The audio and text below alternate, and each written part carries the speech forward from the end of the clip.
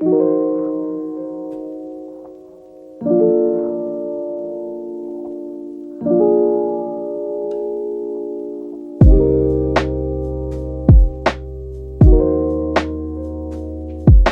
really, excited about the future for bringing this into not just busy coffee shops, but like I said.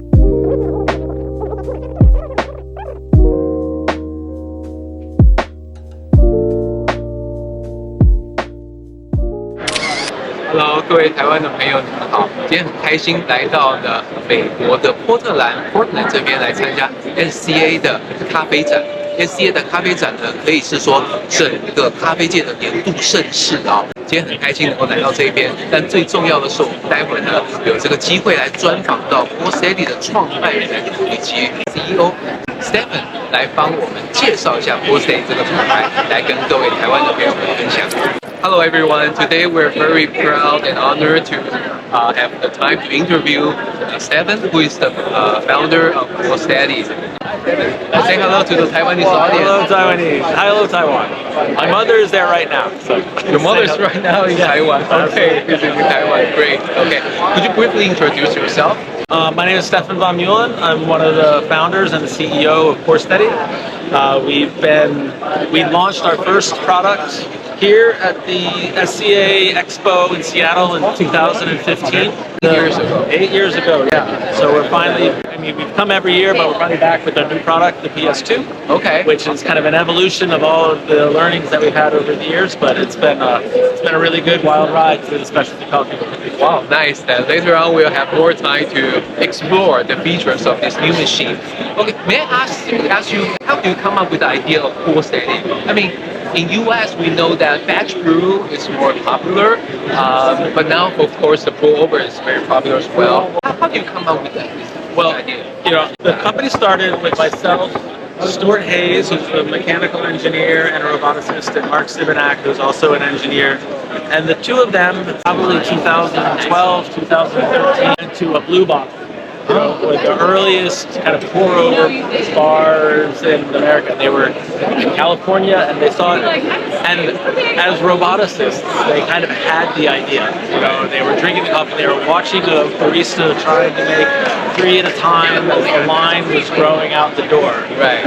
And they sort of had the inspiration to make a prototype, but they weren't actually thinking about making a product. They wanted to make it kind of as a project for like a science fair to kind of show off to other makers what they could do. And so the first demonstration of the first prototype was at a maker fair in New York City. And I went to help my friends serve coffee. And that first day, we made 400 cups of coffee, took home all of these awards, and the story went viral online. We had 100,000 views of the video on the very first day. And so at that point, I was like, to Stuart and Mark, I was like, I think this is more than a science fair project. Right. This is a product and a company. And so we spent the next year and a half redesigning it as a product, forming the company, and then launching it here in 2015. Okay. And then since then we've grown from direct sales in North America to distributors all over the world. And so now we're selling internationally. Most of our business is actually international. Okay, also everywhere, yeah. Okay, so the first idea is to kind of like solve the problem of workflow to enhance the efficiency, or what's well, as a product designer, I really looked at all of the stakeholders. So beginning with the customer when they walk into your coffee shop, they are often willing to wait for their pour over, but they're never too happy about waiting for somebody else's. Yeah. And so there's sort of like the speed and efficiency, but also kind of the social interaction of like, I want to pour over and I want to stop the line for everyone. And then the other important thing for the customer is like, they had the best pour over or best coffee of their life on a slow afternoon with their favorite barista. Yeah. And then they come back and they want to have the same cup of coffee. The chances that they'll get that same cup of coffee aren't great. They will, it could be a different barista, it could be too busy, it could be a bad time of day. So consistency is also important. Yeah. For the baristas, it's really about being able to serve their customers and serve their coffee. Right. So we are very careful not to like automate the wrong part of the process. We're measuring the water, we're doing the spirals, and we're pouring it, but the barista is serving the customer and grinding the coffee and still brings the human element to it, right? But the machine is really just a tool. Okay. And then for the owners or the managers, it's around staffing and training. Yeah. You can train and staff like you would in an espresso coffee shop. Right. Same personnel, same number of people working. You don't need to spend a week teaching them how to do a pour over. Right. You need to show them how this is. But there is all of the, to honor the art and the science of pour over, the recipe creation allows for different amount of water, the different shape and size of the pour pattern, you can control contact time and all of those things. The other important part is if you have these, $20 a pound coffees coming from all over the world as a single origin special coffee, you want the customer to know that this isn't been sitting in the urn for the bachelor for hours, and you want them to know that there is care and precision in how it is served. And so, rather than relying on the poor barista who's trying to serve a line of lots of people who want lots of different things, that kind of theater, as well as consistency, is taken care of by the machine. Okay, gotcha. Very important. So we just mentioned about a new product. Can you briefly introduce your new product to the Taiwanese audience? Yeah. So this is the PS2. It's exactly 3 days old. Okay.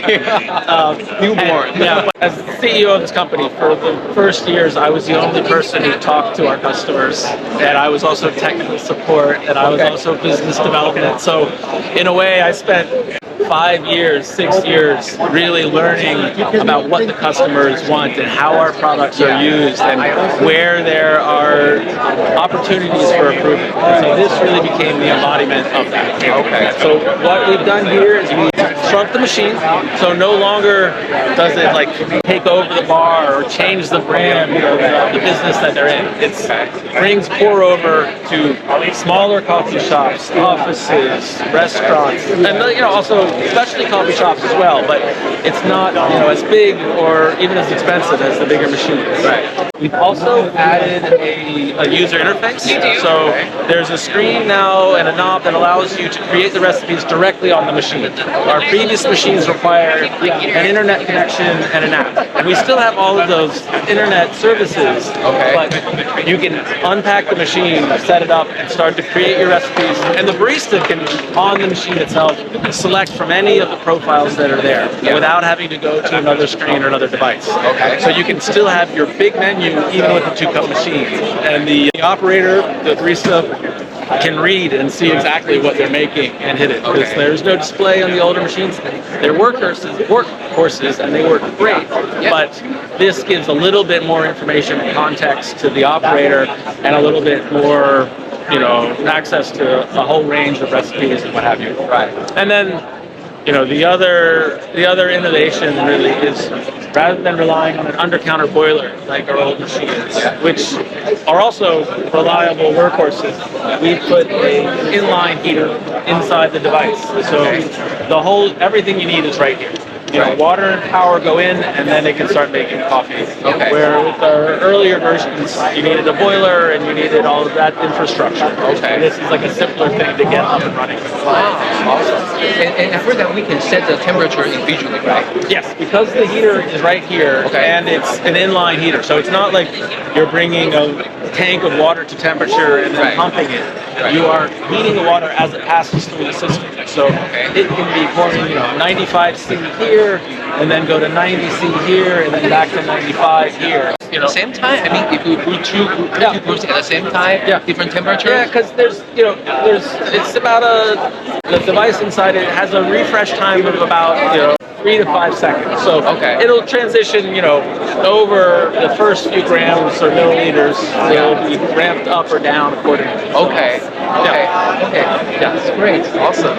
Okay. At last, do you have anything else to say to the Asian and Taiwanese audience? Well, we are so proud to be an American company making these, high quality products without compromise to a global audience. The coffee world, the specialty coffee world, is really a global industry where, more than half the world drinks coffee every day, and there are so many different cultures and ways of preparing and enjoying a cup of coffee. And in Asia, like there's been a real acceptance or enthusiasm for this pour over style of freshly brewed coffee, and like that's what we're making this for. And we're really happy to be there with Frank and with Betty, and we're really, you know, excited about the future for bringing this into not just busy coffee shops, but like I said, offices, restaurants, smaller shops, bakeries, delis. You know, with our new line, we're trying to like find more ways to make pour over